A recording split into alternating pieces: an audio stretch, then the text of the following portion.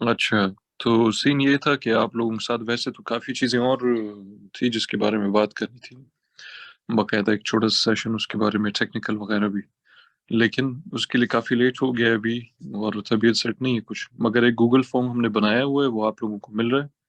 उस Google form को सारे भर दें, क्योंकि उसके ऊपर फिर हम बाकायदा एक कोई कस्टमाइज़्ड प्लान बना के उस हिसाब से हम आगे चलेंगे। आप लोगों के बीच में जो है ऐसे भी लोग हैं जो कि बिगिनर्स हैं बिल्कुल, क्रिप्टो के एबीसी भी नहीं पता उनको। और कुछ ऐसे हैं जो शायद साल डेढ़ साल से बैठे हुए हैं, कुछ शायद उससे भी ज़्यादा अरसे से बैठे हुए हैं। तो हर किसी का तकरीबन मुख्तलिफ लेवल, तो इस किस्म का एक प्लान बना के कि जो तीनों मुख्तलिफ ग्रुप्स के लोग हैं, चाहे वो बिगिनर हो, थोड़ा-सा एडवांस हो, इंटरमीडिएट या जो भी है, उनको साथ-साथ लेके आगे चले। क्योंकि जब हमारे लाइव सेशंस होंगे, तो वो ऐसा नहीं हो सकता कि एक लाइव सेशन जो है उनके साथ करो जो बिगिनर्स है, एक उनके साथ करो जो एडवांस है, वगैरह-वगैरह। ठीक है? तो वो सबको साथ ही करना पड़ेगा। अब वो बाकी हमारा काम है कि हमने कैसे जो है उसको बैलेंस करके लेके चलना है। गूगल फॉर्म आपको जो है वो अनाउंसमेंट सेक्शंस में, अनाउंसमेंट में या पता नहीं कौन से दूसरा कोई सेक्शन है, वहाँ पे आपको मिल जाएगा। आपने बना दिया वो? बना रहा हूँ सर।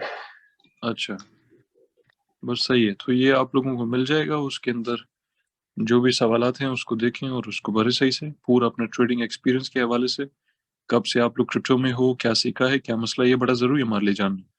क्योंकि जो भी आप सीख के आए हो, मेजॉरिटी तो मुझे पता है कि आप लोग वो आरएसआई टाइप की चीज़ें सीख के आए हो। ये सपोर्ट, रेजिस्टेंस, ट्रेंड लाइन, फलाना-ढिमकाना, ये उस तरह की चीज़ें। तो ये तो आपके किसी काम की नहीं। सिवाय इसके बेसिक्स आपको पता होनी चाहिए, वो अच्छी बात है, उसके बाद आपको बिल्डअप करना चाहिए उसके ऊपर। अगर आप नहीं करोगे तो फिर ऐसे ही रहोगे। बहुत सारे लोग हैं जो 5-5 साल बैठे हुए हैं, 6-6 साल बैठे हुए हैं, लेकिन इन्हीं चीज़ों के ऊपर हैं, तो कभी 10-12 ट्रेड्स में किसी तरह प्रॉफिट हो जाता है और उसके बाद 10-12-15 ट्रेड्स में वापस लॉस हो जाता है। जब लॉस होता है वो निस्बतन ज़्यादा होता है, जो प्रॉफिट होता है वो बड़ा कम होता है। इस तरह के चल रहा है लोगों का। तो लिहाज़ा ये चीज़ें आपके किसी काम की नहीं। बाकी अ, उसमें कुछ और चीज़ें थी जो कि किस हवाले से थी पता नहीं। मुझे सही याद भी नहीं है, काफ़ी सुबह की बात है जो मैंने वो लिख के भेजा था। तो लिहाज़ा उसको भर के आप लोग उसको भेजो, उसको हम देखेंगे। कल रात को जो हमारा दूसरा सेशन होगा, इसी टाइम पे 10 बजे, तो उसके बाद जो है उसके बारे में बात होगी। बाकी जो सेशन आज करना था वो भी कल रात को ही कर लेंगे साथ में। ठीक है? बाकी किसी का कोई सवाल जो भी है आप लोग अनम्यूट करके पूछ लो।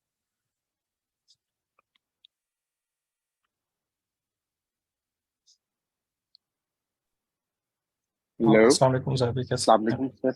जी, वालेकुम सलाम। बारी-बारी कर ले, मैं यहीं बैठा हूँ, मैं तसल्ली से। ठीक है सर, मेरा एक क्वेश्चन था। जी, अब्बास पहले आप शुरू।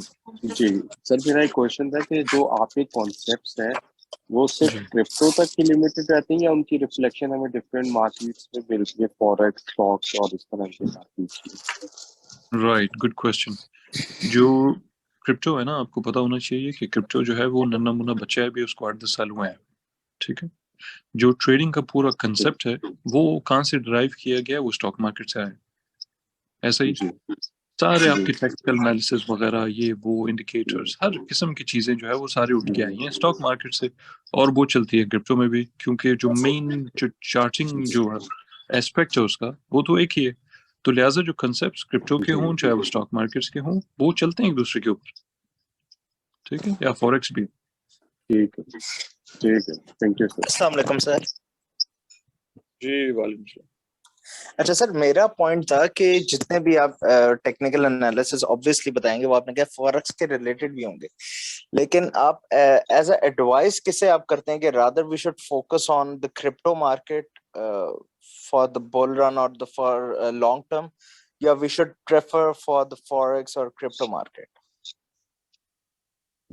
अच्छा, देखिए फॉरेक्स में जो है अगर आप जाके, ये मैंने 1-2 बार पॉडकास्ट में भी इसकी मिसाल दी थी, जिधर मैंने मुझसे कोई सवाल-ववाल हुआ था, कोई कोरिलेशन के हवाले से कुछ इस तरह, या उसकी सेफ्टी के हवाले से, पता नहीं, याद नहीं है। तो मैंने उधर कहा था कि यूएसडी, जीबीपी जो आपको ग्रेट ब्रिटेन पाउंड है, इनका अगर आप जाके कितने कोई 10-12 साल का वो देखो, जो इसके बीच में स्विंग्स आए, वो तो बिटकॉइन ने कुछ ही सालों में कवर कर लिए। तो ज़्यादा फ़र्क क्या हुआ इसमें?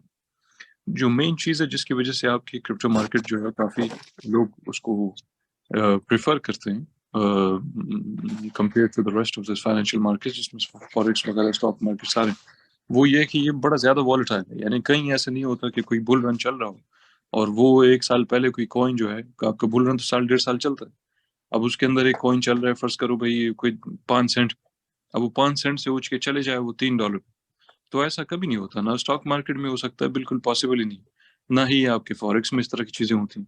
तो इस हिसाब से अगर तो कोई बंदा चाहता है या ऑलरेडी है वो फॉरेक्स में और फिर क्रिप्टो में भी सोच रहा है, तो बैलेंस करने के लिए फिर आप वो ठीक है कि आप उसको एक किस्म का डाइवर्सिफाई करो, जैसे हम पोर्टफोलियोज को करते हैं, कि आप वहां पे भी लगे हुए हो, आप यहाँ पे भी लगे हुए हो, लेकिन जहन में आपको ये रखना चाहिए कि आप किस किस्म के इन्वेस्टर हो या किस किस्म के ट्रेडर हो।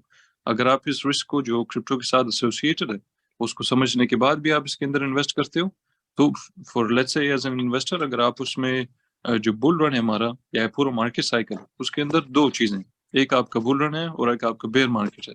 हमारा बेयर मार्केट तकरीबन खत्म है, इसके बाद बच गया क्या, आपका बुल रन जो साल 1.5 साल चलता है।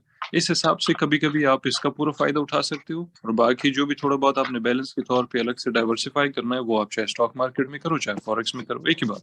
और क्योंकि दोनों की डायरेक्ट कॉरलेशन है, तो इस हवाले से जब बुल रन यहाँ पे चल रहा होगा ऑटोमेटिकली मोस्ट लाइकली आपका स्टॉक मार्केट भी ऊपर जाएगा। ठीक है, thank you so much sir. No Rahul भाई कैसे हैं आप? भाई अल्हम्दुलिल्लाह खैरियत से। आप सुन, पहले मैं बात करूं या आप बता अब दें? कर ले, मैं बैठा हूँ, मैं तो सब जवाब दे ओके रहा हूँ। ओके जाहिद भाई, first of all thank you so much and the question is that कि मैंने आपकी तीनों पॉडकास्ट देखी, नसीम सिकंदर के साथ and Muzammil and all that thing.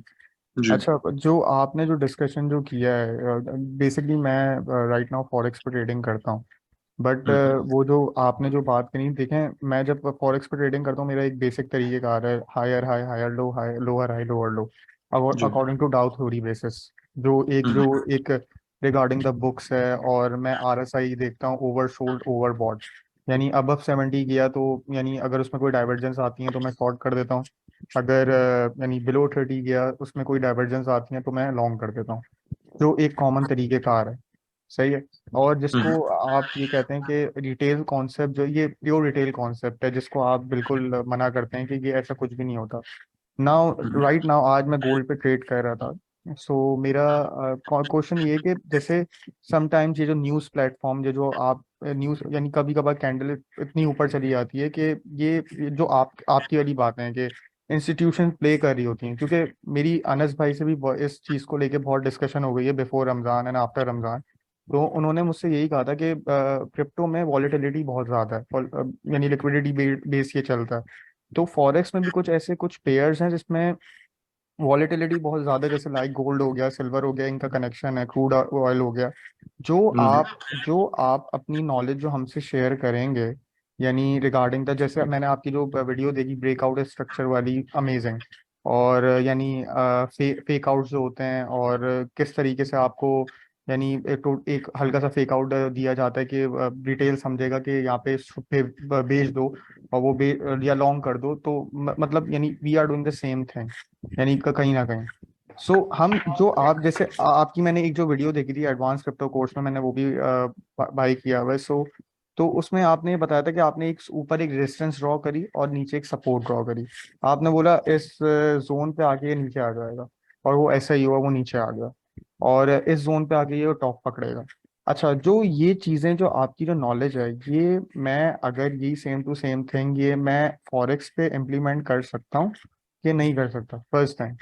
और इसका यानी रिगार्डिंग द कोर्स, यानी आफ्टर द कोर्स यानी हमारे हम सबके क्या पर्क्स रहेंगे आपके साथ, जो हम आपके साथ लिंक में रहेंगे? क्योंकि ऐसे तो देखें आप माशाल्लाह एक बहुत ही अच्छा स्टेप है कि आपने एक आर्मी क्रिएट करी हुई है। ऐसे तो हर कोई यानी कराची में इतने ऐसे स्कूल्स बन गए, यानी BTC स्कूल, रेयान वगैरह, जो यानी एक इनके प्लेटफॉर्म्स चल रहे हैं जो यानी 25-25 30 हज़ार में कोर्स करवाने हैं। But the different is that एक इंसान के ऊपर नॉलेज होती है कि इंसान किसको अट्रैक्ट ज्यादा कर रहा है, बट हमारे आफ्टर द कोर्स हमारे पर्क्स आपके साथ क्या लिंक पे रहेंगे? ये तो नहीं होगा ये just it's just related to कि बस कोर्स के हद तक, उसके बाद गो एंड गॉन वाली कहानी? यानी अब देखें कुछ ऐसे भी हो सकते हैं, क्योंकि जिस तरीके के जैसे आपने अपने हर पॉडकास्ट में बात करी कि हर कोई यहाँ पे ग्रीडी है।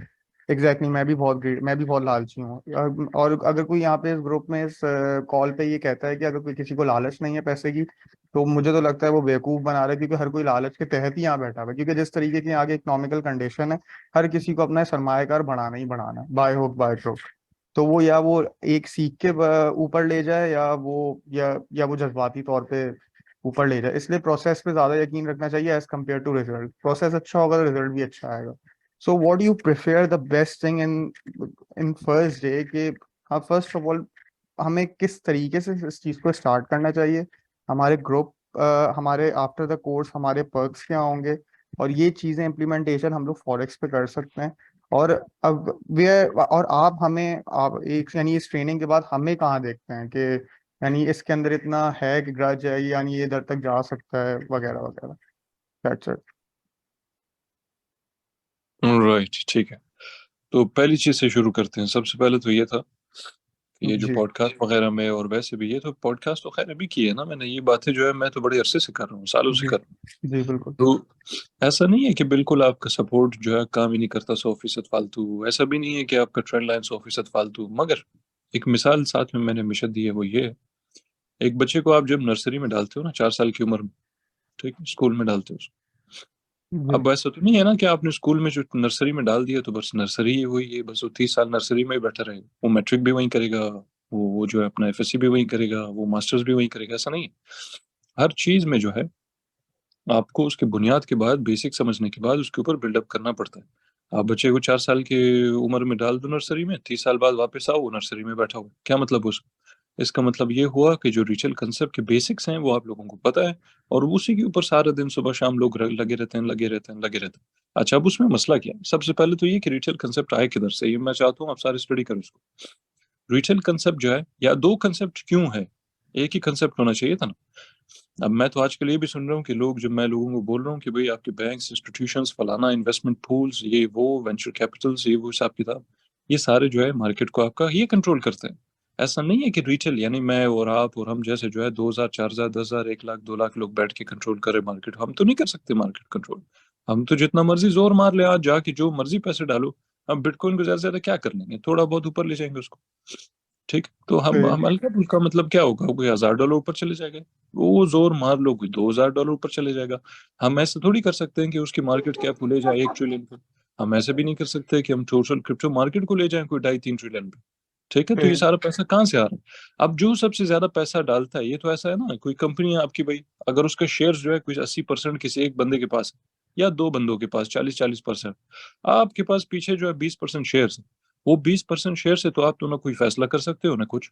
आप खाली थोड़ा बहुत एतराज कर सकते हो, फैसले कोई और करेगा, क्योंकि आखिरी जो से है वो किसका होगा? वो नहीं का होगा जिसके पास 80% शेयर्स पड़े हुए हैं। ऐसा ही है। सही। अब यही चीज बिल्कुल कंसेप्ट जो है वो क्रिप्टो में आता है, ठीक है। एक सेकंड।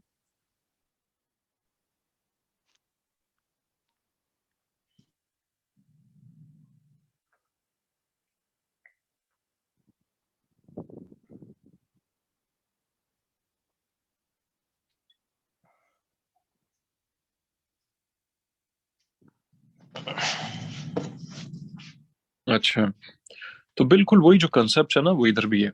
लोग जो है वो ज्यादातर क्या समझते हैं कि भाई क्योंकि हम सीख गए हैं कि हम चार चार लाइनें कैसे लगाएं चार्ट पे, हम चार इंडिकेटर्स हम कैसे देख सकते हैं, ये चार ऑसिलेटर्स कैसे देख सकते हैं, चलो भाई हम ट्रेडर बन गए। अगर ऐसा होता तो भाई बहुत सारे लोग तो 2-2, 4-4, 6-6 साल से बैठे हुए यही काम कर रहे हैं। तो आज तक क्यों ऐसा है कि वो सारा दिन जो किसी के पीछे भागो सिग्नल के लिए, कोई किसके पीछे भाग रहा है, कोई कह रहा है मैं भाई इतना लॉस में बैठा हूँ, कोई कह रहा है फलाने लॉस में बैठा हूँ, फलाने ने करवा दी। इसका मतलब है कि भाई ये लोग नहीं कर पा रहे। फिर एक और चीज इससे सवाल बनता है, वो ये कि अगर सबका एक्सेस टू इन्फॉर्मेशन जो है वो एक ही, यानी टेक्निकल एस्पेक्ट्स में जो भी चीजें सिखाई गई हैं, जो चीजें अवेलेबल हैं, अगर सबका एक्सेस टू इन्फॉर्मेशन ही एक है और अप्रोच टू ट्रेडिंग ही एक है, तो फिर ये 95% लॉस में क्यों बैठे हुए? ये तो कॉमन सेंस है ना, ये सवाल कोई पूछता नहीं एक दूसरे से, ये अपने आप सही से भी नहीं पूछता। सही। अच्छा, रही बात इसकी कनेक्शन का कि भाई आपका स्टॉक मार्केट का, फॉरेक्स का, क्रिप्टो का, या जो चीजें आप क्रिप्टो में सीखो, क्या आप उसको फॉरेक्स पे इम्प्लीमेंट कर सकते हो? तो यस, बिल्कुल कर सकते हो। क्यों? क्योंकि जो चार्टिंग वाला एस्पेक्ट है, वंस अगेन ये जो पूरा टेक्निकल एस्पेक्ट है इसका, वो तो सेम है ना। जो क्रिप्टो में चीजें आई हुई हैं सारी, जो कंसेप्ट है रिटेल वाला, वो तो बना था स्टॉक मार्केट के लिए, वो फॉरेक्स के लिए बना था, वो उठ के आ गया क्रिप्टो में। क्योंकि चार्ट्स तो चार्ट्स है, उसको तो आप एक ही तरीके से एनालाइज करोगे, आप जितना भी उसमें मर्जी एडवांस हो जाओ, वो चार्ट्स तो जब भी किसी का भी, चाहे गोल्ड का चार्ट देखो, ऑयल का देखो, क्रिप्टो का देखो, एक ही बात है, उसको एनालाइज करना एक ही चीज है। फर्क सिर्फ ये है कि आपका क्रिप्टो मार्केट बेसिकली पूरा इस्तेमाल ही पहले दिन से आज तक इसीलिए हुआ है कि वो मैनिपुलेट करे और वो गरीबों से पैसे लूटे, बजाय इसके कि वो गरीबों को जो है, जैसे लोग समझते हैं कि भाई सतोशी नामी कोई टट्टू आदमी आया और उसने कहा है कि भाई 2008 में क्राइसिस हुआ, ऐसा हुआ, बैंक फलाना फलाना ढिमकाना, और गवर्नमेंट्स कंट्रोल करते थे और मिडिल मैन थे और ऐसे थे वैसे थे, और आपके कैपिटलिस्ट का जमाना है तो जाहिर है कि कैपिटलिज्म के जमाने में जो है वो अमीर अमीर होते जा रहे हैं, गरीब गरीब होते जा रहे हैं, तो भाई ऐसी चीज बना दो कि थोड़ी सी इक्वालिटी आ जाए। अब इसके ऊपर लोग अंधाधुन एतबार करना शुरू हो गए, कोई सवाल ही नहीं पूछता कि भाई यार गरीब तो 2 नंबर होता है, गरीब बेचारे को तो ये भी नहीं पता कि मैट्रिक में 2+2 क्या होता है। सही वो बात। आके बिटकॉइन जैसी चीज में वो कैसे उनके साथ compete कर सकता है, जो कि सुबह शाम सांस लेते हैं तो मार्केट हिलाते हैं सही बात। तो लिहाजा पॉसिबल नहीं। सही। ठीक है। अच्छा, सही। बाकी जो पूरा जो टेक्निकल एस्पेक्ट है उसका, वो सेम टू सेम है बिल्कुल, चाहे वो स्टॉक मार्केट हो चाहे वो क्रिप्टो। अच्छा, इसके बाद आ जाओ एक और चीज कि भाई आपने कहा यार इसके बाद ये कोर्स वोर्स जो भी होगा उसके बाद क्या हो। सही। भाई जो मेन पर्पस था वीडियो जो मैंने बनाई थी वो ये था कि 4 महीने में मैं चाह रहा हूँ कि हम इतना जोर लगाएं कि लोग जो है, क्योंकि इससे पहले 50,000 लोगों को पिछले 2.5 साल में मैंने मेंटोर किया, वो भी फ्री में। सही। ठीक है, घंटों घंटों मैं इनके साथ बैठा हूँ, हफ्तों में 3-3 4-4 दफा बैठ के 2-2 3-3 घंटे बैठा हूँ, और 2.5 साल में ये 50,000 लोगों को उठाया मैंने। ये जो फेसबुक ग्रुप बना हुआ है ये तो बाद में फिर दोबारा बना है, क्योंकि पहला वाला बंद हो गया। उसके सही। अंदर उस टाइम पे हमारे पास कोई 60,000 लोग थे, फिर वो बंद हो गया क्योंकि मैंने वहाँ पे कुछ वायलेशंस वगैरह की थी, सही। और उसके बाद ये फिर दोबारा उसके कुछ महीनों बाद बनाया। तो लिहाजा जब जब आप देख, और ये इसके बाद जो बहुत सारे ग्रुप्स बन गए जिधर मैंने लोगों को जब मेंटर किया, एक तो बड़ी गलती की मैंने, क्योंकि पाकिस्तानी लोग बिल्कुल अजीब किस्म के लोग हैं, एक अजीब मखलूक। सही। वो सारे ये समझने लग जाते हैं कि चलो भाई हम अभी अपना ग्रुप बनाएंगे और हम जो है वो पैसे कमाएंगे। भाई तुम एग्जैक्टली। अपना ग्रुप क्यों बना रहे हो? भाई तुमको इसलिए थोड़ी जोर लगाया था कि तुम जाके सुबह शाम ग्रुप बनाओ।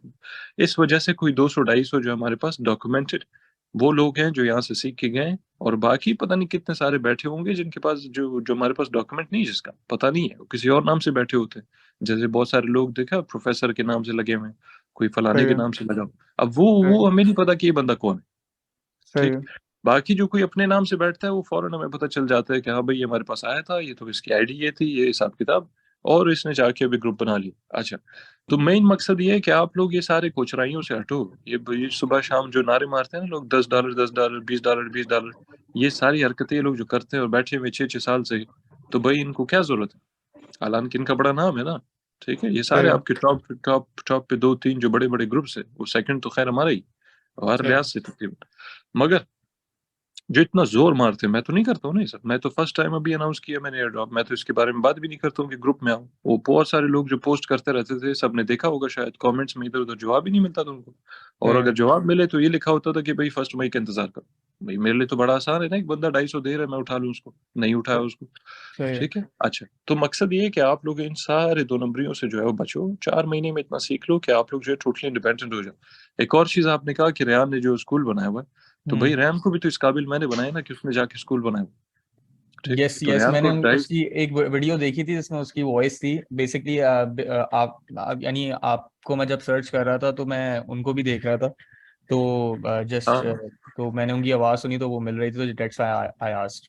सो हाँ बिल्कुल, तो रेयान लिहाजा वो हमारे साथ उसके जमाने से, भाई वो जो मैंने ग्रुप बनाया था उसके कोई महीने 1.5 महीने बाद ही मैंने उसको मॉडरेटर बना लिया था, या शायद 2 महीने बाद मैंने उसको मॉडरेटर बना लिया था। तो ओके। ताकि वो थोड़ा सा वो कस्टमर सपोर्ट टाइप चीजें, फेसबुक के कमेंट्स वगैरह देखे, उसके बाद पूरा उसको ट्रेन किया ठीक ठाक किस्म का, जबरदस्त, और ही okay. Is a nice kid माशाल्लाह। ओके। और उसके बाद अभी जाके कोई 2.5-3 साल बाद उसने अपना स्कूल स्कूल जो भी है वो खोला हुआ। ओके। तो ओके। लिहाजा अगर वो कर सकता है, इसी तरह वो जो 250 लोगों का मैंने नाम लिया या बताया कि वो कर सकते हैं, तो फिर इस तरह तो आप लोग भी कर सकते हो।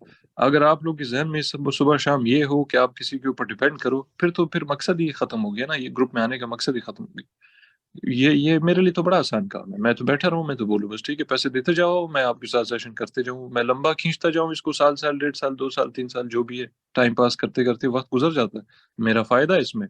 लेकिन और 4 महीने में मेरा नुकसान है कि मैं सिर्फ 4 महीने के लिए लोगों को रखूं और उसके बाद बोलूं या अल्लाह खुदा हाफिज, तो मेरा बिल्कुल नुकसान ही सही। है। लेकिन वो जो मकसद है वो ये नहीं है ना कि आप इधर बैठे रहो बस पैसे देते जाओ। ठीक है, वो सही। ये है कि भाई आप लोग 4 महीने में जो मैं यहाँ पे चीजें बताने और सिखाने वाला हूँ, ये चीजें आपको इंटरनेट पे अगर सुन लिया हो आपने, तो आपके पैसे रिफंड हो जाएगा आपको। इसमें बहुत सारी चीजें होंगी कि भाई आप लोगों ने कभी सुना ही नहीं होगा। यानी मिसाल के तौर पे बहुत छोटी सी चीज है भाई, एक्सचेंज कैसे काम करता है, किसी को पता ही नहीं एक्सचेंज कैसे काम करता है। लोग ये समझते हैं कि भाई एक्सचेंज बना लिया, अच्छा भाई उसमें फ्यूचर ट्रेडिंग होती है, उसमें जो है वो स्पॉट ट्रेडिंग होती है, बस वैसे काम करता है। वैसा नहीं है, इसके पीछे 5000 और चीजें जो लोगों को नहीं पता। सही ये है। मामूली सी मिसाल है। तो या आप ये सोचो कि इसके ऊपर कितने आते हैं।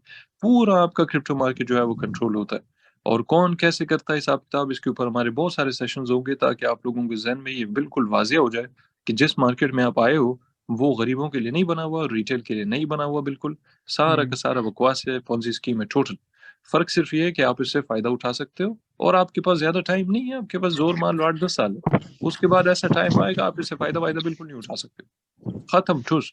खास तौर पे जो हमारे बड़े बिगनर्स लोग आ रहे हैं, इसके बाद आहिस्ता-आहिस्ता वो भी बहुत सारे आना शुरू हो जाएँगे, क्योंकि इनका मकसद ये है कि इसकी अडॉप्शन फैलाओ।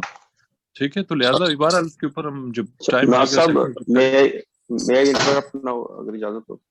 जी। सर पहले तो माय नेम इज मुदस्सिर, और मैं बिल्कुल जी। नॉविस हूँ क्रिप्टो के मामले में। तो फर्स्ट ऑफ ऑल मेरा क्वेश्चन ये है कि why is it a good time to enter into crypto? ठीक है। और सेकंड क्वेश्चन इसके, जैसे आपने कहा कि अगले 8-10 साल में मे बी मार्केट सेटुरेट हो जाएगी, ये जो भी होगा, व्हाई, व्हाट इज इसके पीछे लॉजिक क्या है?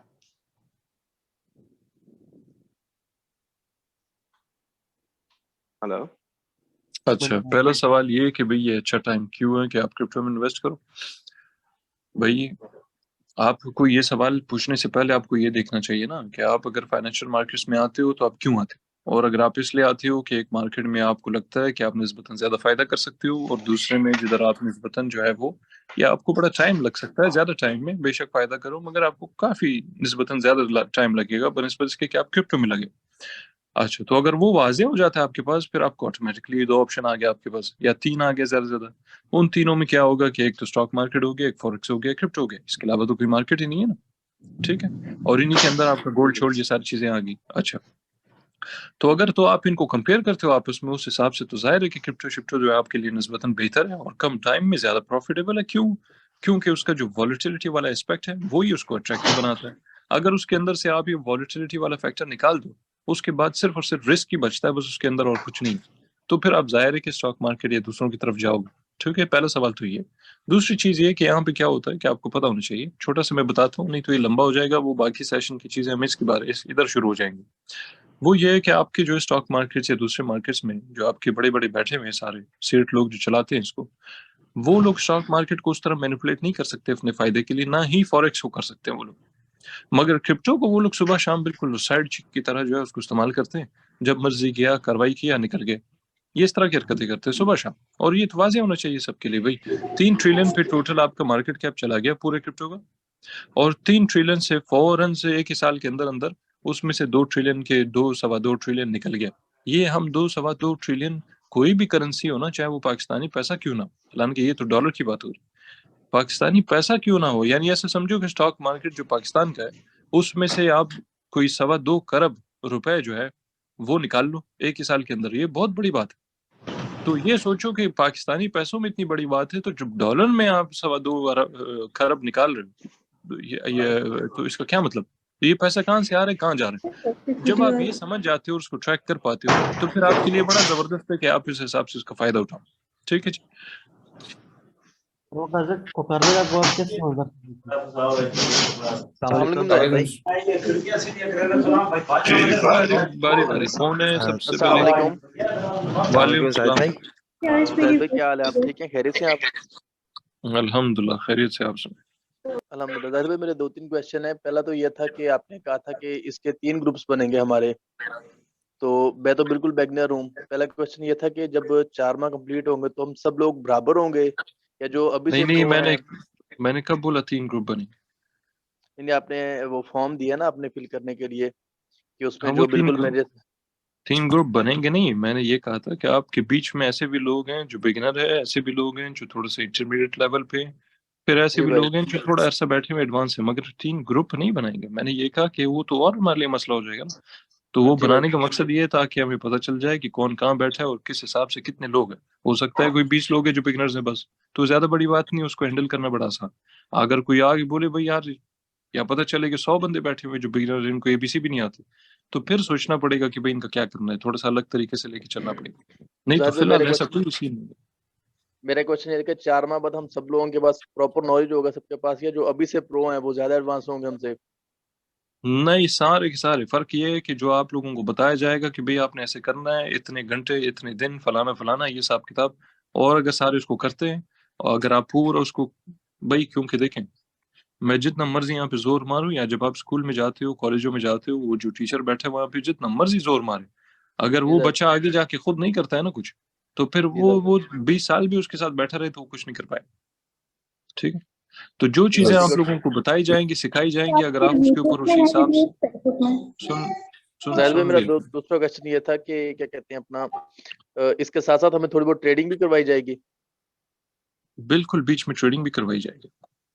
और जाहिर भाई, तीसरा एक थोड़ी सी एग्रेसिव क्वेश्चन है, वो ये था कि आपके ग्रुप में लास्ट ना कुछ दिन पहले एक लड़की ने वो किया हुआ था, मैंने आपको ट्विटर पे भी मैसेज किया था कि जो हम फ्यूचर ट्रेडिंग करते हैं उसके अंदर सूद इन्वॉल्व है। तो आपसे रिक्वेस्ट थी कि कोई एक वीडियो बना के आप इस पे पोस्ट कर दें कि ये हलाल है तो कैसी है, तो हराम है तो क्यों है। भाई मैं एक तो उसका मौलवी तो नहीं हूँ कि मैं ऐसे करूँ। हाँ, मैं आपको जो है वो थोड़ा सा उसके टेक्निकल एस्पेक्ट से बता सकता हूँ। ये है कि अगर आप फ्यूचर ट्रेड करते हो और आप अपना, जी सर। एक तो ये कौन है बीच में जो आ जाता है, अगर आप अपना फ्यूचर ट्रेड कर रहे हो और आप फंडिंग फीस कटने से पहले अगर आप फ्यूचर ट्रेड को बंद कर देते हो, तो फिर इन दैट केस उसके ऊपर आप इंटरेस्ट नहीं देते हो, वो तो ठीक है। अगर आप ठीक उसको है सर। लंबा छोड़ते हो 6-6 घंटे, और जब भी आपका फंडिंग फीस 6 ही घंटे मेरे ख्याल से, तो 4 या 6 घंटे, तो अगर वो कट जाता है और लंबा छोड़ते हो, फिर इन दैट केस आप उसके ऊपर जो है वो इंटरेस्ट दे रहे हो, उससे पहले पहले बंद कर दो उसको, फिर तो ठीक। ठीक है सर। सर ठीक है, मेरा एक थैंक यू बाकी मैं, थैंक यू सर। बाकी ये इररेलेवेंट सवाल है, ये तो मैं मौलवी तो नहीं हूँ उसके ऊपर। और दूसरा ये कि आपके मौलवी लोग भी तो खत्म है भाई, आपके मौलवी को किधर से पता है कि बिटकॉइन क्या है, वो सिस्टम क्या है, वो तो एक यही और तो बात प्रॉब्लम है बताता जाहिद हूँ, भाई। एक और चीज बताता हूँ। देखिए, जो अगर आप किसी मौलवी के पास भी जाते हो ना, और आप इस उम्मीद में रहो कि यार ये बंदा जो है मुझे बताएगा कि क्रिप्टो हराम है कि हलाल है कि फलाना है, तो भाई वो बंदा जो है वो खुद ही हराम खा रहा है। मैं बताता हूँ और साबित करता हूँ कि कैसे वो खुद हरामी है। वो इसलिए हरामी है क्योंकि दुनिया में जो बैंकिंग का निजाम है, खतरनाक तरीन हरामी चीज है ये। जो बंदा उसमें लगा हुआ है, उसको किसी भी तरह से आप उसको एड करो, इस्लाम के नजरिए में जो है, समझाऊं आपको, इस्लामिक टच मारो इमरान खान की तरफ, वो ये है जी जाहिद भाई। कि जब आप देख रहे हो आपके सामने कुछ उल्टा पुल्टा हो रहा है, ठीक है, या फिर ये कि आप किसी मुल्क में हो और उस मुल्क के सरबराह जो है बड़े 2 नंबर किस्म के लोग, और वो सुबह शाम जबर जुल्म और हिसाब किताब ये सारा चल रहा है, तो वहां पे आपको क्या है कमात इस्लाम की नजर? वो ऐसे थोड़ी है कि आप उधर तकिया करके बैठ जाओ। आप जहाद, जहाद जी कहाँ से सर। निकला आपका? ये जो लफ्ज जहाद है, इसका पूरा कंसेप्ट है, कहाँ से निकला है? वो सिर्फ ये तो नहीं है जहाद बिल नफ्स। हाँ, आपको निकलना जी है जाहिद उसके भाई। खिलाफ, आपको जुल्म के खिलाफ निकली, ये चीज है, हमें इस्लाम सिखाता है। अच्छा, अब ये तो बड़ी बात है ना कि आप जाओ बहरहाल प्रोटेस्ट करो, ये वो किसी हुक्मरान के खिलाफ, यहाँ तो किसी की जरूरत ही नहीं होती कि वो निकले। क्यों? पता है उसको, वो सेठ लोग उठा के ले जाएंगे उसको, एक ट्वीट नहीं करते। मेरा पॉडकास्ट हुआ है पाकिस्तान के सबसे बड़े पॉडकास्टर के साथ, उसकी ऐसी फटी हुई थी, उस वो बंदा जो है वो अभी डाल नहीं पा रहा है वो। तो आप अंदाजा लगाओ, यानी मैं उधर जाता हूँ ना, मैं तो स्ट्रेट फॉरवर्ड बोलता हूँ, भाई ये तुम्हारा आसिम मुनीर ऐसे फलाना ऐसे ढिमकाना ऐसे वो ऐसे वो ऐसे, मगर ये लोग उसकी इतनी पड़ जाती है इन लोगों की कि भाई मैं, बहरहाल खैर। Sorry to cut to you off लिहाजा जाहिद भाई, सॉरी काट टू दिया कट यू जाहिद ऑफ, भाई। But the thing is that hmm, मुझे जहाँ तक ये चीज़ ये मुझे लगी है कि जितनी आपके पास यानी माशाल्लाह एक नॉलेज है ना रिगार्डिंग द फाइनेंशियल टर्म्स को लेते हुए, और आप जिसके बाद पॉडकास्ट पे गए, बेसिकली जब एक सामने वाले को नो हाउ नहीं है उसको क्या क्वेश्चनिंग करनी है आपसे, क्योंकि आप तो हर चीज़ अपना एक बहुत डीपली परस्यू कर रहे हैं और बता रहे हैं।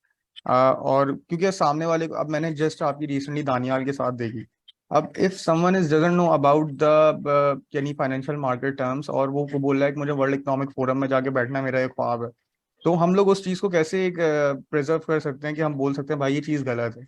क्योंकि वही वाली बात हो गई। अब आपने जो मौलवी की एक टर्म्स एंड कंडीशन बताई कि जो देखें उनके एक सर्कल में वो चीज़, यानी जब तक वो चीज़ करें वो चीज़ इट्स गुड, अदरवाइज अगर उस चीज़ में उससे उनसे पहले अगर वही चीज़ हम कर रहे हैं तो वो हराम है। तो इधर तो ये कॉन्सेप्ट चल रहा है शुरू से अरसे दराज से। सो हाँ, मैं अभी समझाता हूँ। देखें, वो अलान के वो मौलवी अलान पूरा नहीं हुआ ना, वो मैं उस पर आगे चला गया। जो बैंकिंग वाला सिस्टम है, देखें आपके सारे मौलवी लोग बैंक में पैसे लेते हैं, बैंक में बैठे हुए सुबह शाम, और 2-3 तो ऐसे मौलवी हैं जो हर 2 नंबर पैसे लेके उन्होंने कहा है कि भाई आपको पता है इस्लामिक जो बैंकिंग है वो हलाल है। वो हलाल नहीं है, तुम्हारे बाप ने हलाल किया उसको, बकवास करते हैं सारे। अब ये जो भी मर्जी हो मौलवी है, मतलब मैं स्ट्रेट फॉरवर्ड बंदा हूँ, वो जो इतना भी आलिम इस्लाम है कि जो भी है, जब वो बकवास करता है तो फिर वो हरामी आदमी। अब वो जितना बड़ा उसका नाम हो कि किसी भी फिरके का हो कि जो भी हरामी आदमी, बोलो क्यों? बैंक कोई भी ऐसा चलता ही नहीं है जो कि सूद पे ना चले। एग्जैक्टली। बैंक पाकिस्तान के बैंक का मतलब क्या नहीं, ऐसा नहीं है कि एक ब्रांच है किसी भी पाकिस्तान के किसी गली में कोई ब्रांच है। अब कोई भी किसी भी बैंक का ब्रांच हो, वो सिर्फ पाकिस्तान में उसका ताल्लुक नहीं है, उसका ताल्लुक इंटरनेशनल पूरा चेन के साथ है। बाहर से पूरा सिस्टम आपको दुनिया में क्या चल रहा है वही चीज जो है वो नाफिज होती है आपके पाकिस्तानी बैंकिंग सिस्टम में। दूसरा एग्जैक्टली। ये पाकिस्तान में जो बैंक है या कहीं भी दुनिया में बैंक है, वो बैंक पैसा कैसे कमाता है भाई? वो सिर्फ ये सवाल पूछो लोगों से मुराद वही जो हराम हलाल वाले बैठे हुए सर, कि भाई ये कैसे चलता है। वो मजबूर है, वो अगर उसको पता है तो ये बोलेगा ना, वो बोलेगा बैंक के कानून में ऐसा है। आप फ्रैक्शनल बैंकिंग सिस्टम इसको बोलते हैं। 10% यानी मैं, आप और हमारे जैसे 10 करोड़ लोग भी अगर बैठे हुए ना किसी एक बैंक के ब्रांच में, तो हमारा जो 10% पैसा है डिपॉजिट, वो सिर्फ बैंक अपने पास रखता है। बाकी सारा का सारा वो इन्वेस्ट करता है, लोन देता है, चाहे वो मॉर्गेज की शक्ल में हो, चाहे वो किसी और की शक्ल में हो, चाहे वो वैसे दूसरों को लोन दे दिया 10,000 5,000, उसके ऊपर कुछ भी नाम आ जाए कि ये लो भाई जिंदगी की सहूलत के लिए हम आपको 10,000 दे रहे हैं, फलाने के लिए ऐसे दे रहे हैं, मोटरसाइकिल के लिए ऐसे दे रहे हैं, जो भी ये सारी चीजें लोग करते हैं। हमारे पैसे के ऊपर उसको किसने हक दिया कि जब उसके ऊपर आप जाके इसके सब बिजनेस करके लोगों के ऊपर इंटरेस्ट लगाओ, उनसे पैसे कमाओ, हमारे पैसे फिर हमें जब वापस देते हो वो डिवैल्यू हो गया। यानी बहरहाल वो डिवैल्यू तो खैर वो बैंक का वो फोर्स तो नहीं करता वो, लेकिन ये है सारा दो नंबरी। तो इस्लाम सर के मैंने नजरिए में मिसाल के तौर पे सुन ले एक बार, जब कोई करेंसी की इंट्रिंसिक वैल्यू खत्म हो जाती है ना इस्लामी नजरिए में, तो वो हराम। ये बड़ा सिंपल। यहाँ पे आपका सारा बैंकिंग निजाम ऐसे ही चलता है, इसी तरह दुनिया में भी ऐसे ही चलता है।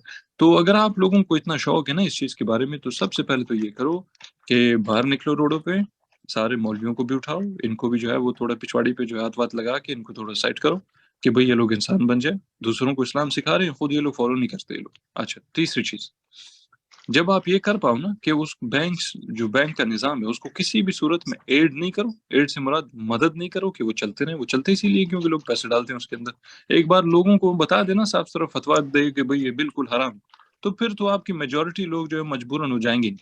मगर दोबारा से फिर अगर नहीं गए ना तो वो सारे अनएम्प्लॉयड, खत्म, पैसा वैसा नहीं मिलेगा उनको, काम वाम गया, फारिग, बहुत सारे लोग जो फारिग हो जाएंगे। ये सिस्टम ही ऐसा आपका बन गया।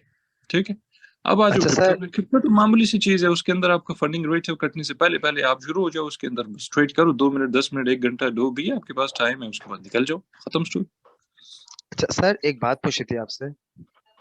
जी, अस्सलाम वालेकुम सर, मैं ताहा, मेरा नाम ताहा है। वालेकुम। मुझे जी, एक्चुअली दो क्वेश्चन से मेरे क्रिप्टो से रिलेटेड। कि पहली तो सर ये अच्छा, पूरी एक्सपेरिंशियल लर्निंग है, ठीक है। आप जिस तरह आप जो वीडियोस देखी मैंने यूट्यूब पे या जिस तरह भी हमने इसको देखा है अभी तक, मैं बिल्कुल बिगिनर हूँ। तो आप, एक होता है वो पास्ट डेटा से आपको बता रहे होते हैं कि यहाँ पे इस तरह से हुआ, ये हुआ, सही है। एक होती है एक्सपेरिंशियल लर्निंग कि आप जब खुद एक मार्केट में उतरते हो और फिर आप अपनी डिसीजन मेकिंग लेते हो कि किस तरह है, क्या है, क्यों करना है।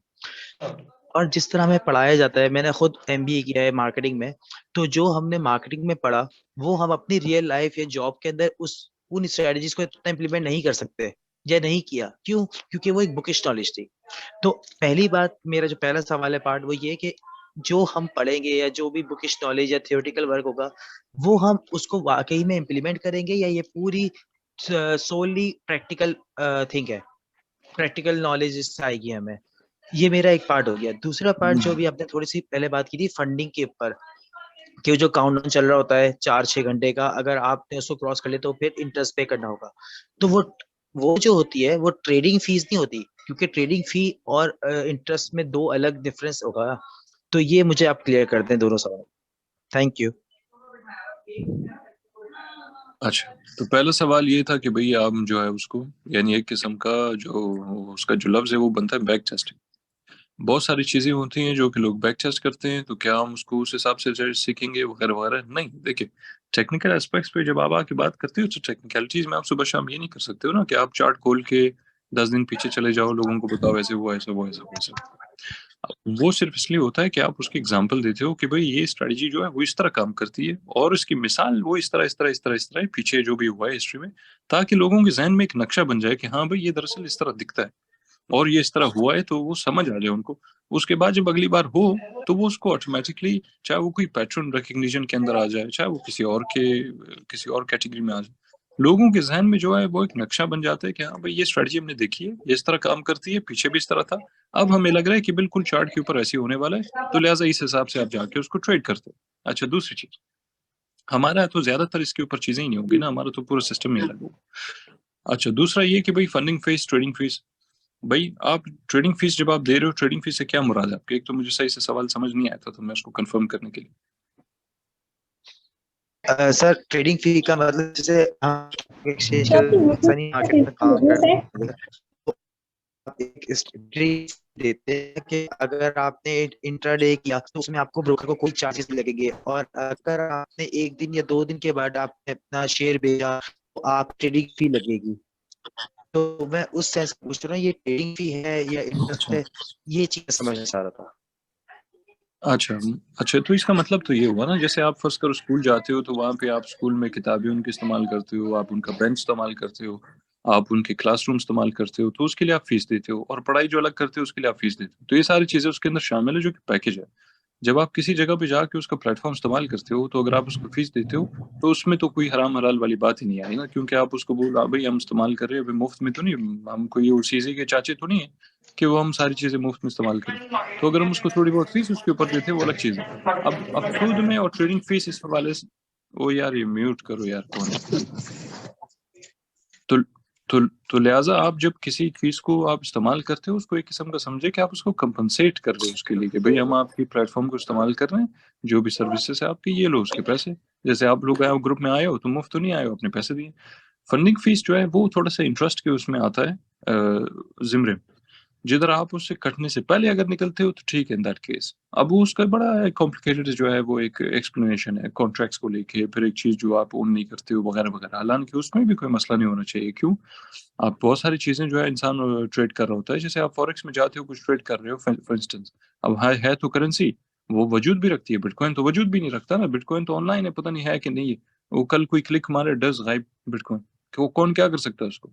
लेकिन फॉरेक्स को तो गायब भी नहीं कर सकते ना, वो करेंसी तो वो बंदा ओन नहीं कर रहा, लेकिन वो मौजूद तो है। बिटकॉइन तो मौजूद भी नहीं है ना, फिजिकल तो उसका कोई शेप और फॉर्म तो है ही नहीं। तो लिहाजा इस हिसाब से तो फिर फॉरेक्स भी आराम हो जाएगा, ये भी आराम हो जाएगा, स्टॉक मार्केट में बहुत सारे स्टॉक मार्केट भी आराम हो जाएंगे। अच्छा, अब आते हो आप इस पे कि भाई आपका हाँ, अंडरलाइंग एसेट वाला जो सीन है कि आप उसको ओन करते हो नहीं करते हो, मिसाल के तौर पे, तो इसमें तो ये मसला नहीं होना चाहिए। सूद आप उसके ऊपर जब तक नहीं दे रहे हो, तो in that case no worries. दूसरी एक और चीज, आप मार्केट को बेशक उसको ओन नहीं कर रहे हो, लेकिन आप मैनिपुलेट तो कर रहे हो मार्केट को, आप वो इन्फ्लुएंस तो हो रहा है, तो आप उसको इस हिसाब से ट्रांसलेट कर सकते हो अपने लिए कि भी एक चीज को मैंने एक किस्म का ओन किया है कि मैं उसको इन्फ्लुएंस कर रहा हूँ। तो यानी मेरे लेने से देने से वो इन्फ्लुएंस हो रहा है, या हमारे जैसे लोगों से, क्योंकि अभी आपका बिटकॉइन जो फर्ज करे 16,000 से 30,000 पे गया था, तो 16 से 30,000 जो गया था, ये स्पॉट की वजह से नहीं गया था कि लोगों ने स्पॉट पे बहुत ज्यादा लिया हुआ था। ये वॉल्यूम स्पॉट पे तो बहुत कम था इसका, सिर्फ शुरुआत में थोड़ा बहुत था, उसके बाद तो वॉल्यूम ही खत्म हो गया। ये सारा का सारा फ्यूचर्स ड्रिवन मार्केट था, जिधर वो सिर्फ लॉन्ग्स और शॉर्ट्स के ऊपर मार्केट आपकी चल रही थी। ठीक है जी, तो लिहाजा वो इन्फ्लुएंस करता है चार्ट को, उसके प्राइस को। ठीक है, बाकी फैसला हर किसी का उसके ऊपर ही है, आपको ये चीजें मौलवी भी नहीं बता पाएगा, तो आप अपना खुद ही रिसर्च करके खुद ही जहन लगाओ, और फिर देखो आपको क्या अच्छा लगता है क्या नहीं लगता। अस्सलामुअलैकुम जाहिद भाई। तो कर्जगा के बारे में आप क्या कहेंगे? वालेकुम सलाम जी, हेलो जाहिद भाई अस्सलामुअलैकुम यहाँ जैद भाई। वो कर्जगा के बारे बारी में आप बारी क्या बारी कहेंगे? बारी जाहिद हाँ, भाई वकार मैंने का जवाब दूं कि किसका जवाब? हाँ जवाब दे जवाब दे। पॉडकास्ट और वीडियोस देखी हैं, उसमें आप जो बताते हैं कि जो ट्रेंड लाइन और ये डबल टॉप और डबल बॉटम का फंड हैंडल ये पैटर्न ये सब ट्रैप्स हैं हमारे, तो इनके पीछे हमें नहीं जाना। इससे हमें ये तो समझ आती है कि हम इस जो 4 मंथ में ये पैटर्न थोड़ी सी, इनके पीछे तो हम नहीं जाएंगे ट्रेंड लाइन करेंगे। अच्छा, दूसरी बात, हमने हमेशा जो है आपने बात किया है मेकर्स की, इंस्टीट्यूशंस की, और मतलब रिटेल ट्रेडर्स को आपने एक तरफ इग्नोर किया कि ये कोई इन्फ्लुएंस नहीं कर सकते, सिर्फ ये लोग इन्फ्लुएंस करते हैं, और हमें इन्हीं के फुटप्रिंट्स को देखना है, हमें इन्हीं को देखना है कि किस तरह से जो है ट्रांजेक्शन करते हैं।